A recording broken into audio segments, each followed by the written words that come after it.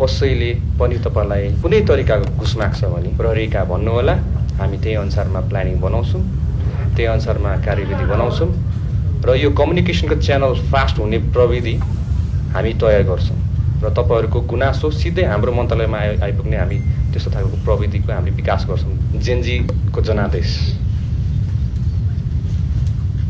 जनादेशलाई कार्यान्वयन गर्नलाई क्याबिनेटबाट त्यही अनुसारमा निर्णय भइसकेपछि हामीले हुबहु हाम्रो प्रधानमन्त्रीज्यूले भनेको अनुसारमा निर्देशन अनुसारमा हामीले त्यसलाई कार्यान्वयन गर्नुपर्ने हुन्छ।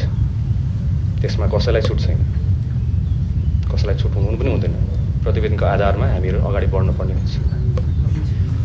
अर्को कुरा हामीले देखेको समस्या, यत्रो योगदान गरेर हाम्रो शहीद परिवारहरू आउनु भएको छ, यही वान डोर सिस्टम नभएर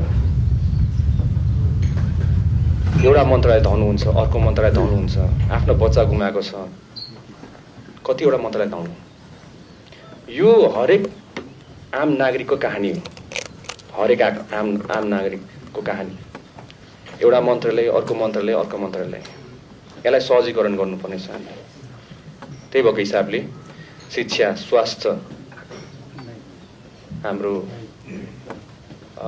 अरू के छ हाम्रो यसमा आर्थिक, सबै मन्त्रालयको तपाईँको एक एकजना प्रतिनिधिको एउटा चाहिँ विभाग बनाऊ, जहाँ हाम्रो शहीद परिवार र घाइतेहरू एकै ठाउँमा आएर one door policy, one door service सिस्टममा आएर उहाँहरूले फर्स्टमा उहाँहरूलाई सजिलो होस्।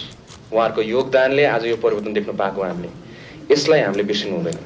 उहाँहरूलाई योभन्दा बेसी दुःख दिनु मिल्दैन हामीले। त्यही भएको हिसाबले हामीले शहीद परिवार, घाइते परिवारहरूलाई उहाँलाई शिक्षा चाहिन्छ भने त्यही अनुसारमा हाम्रो त्यहाँ शिक्षाको एकजना प्रतिनिधि हुनुहुन्छ त्यो विभागमा।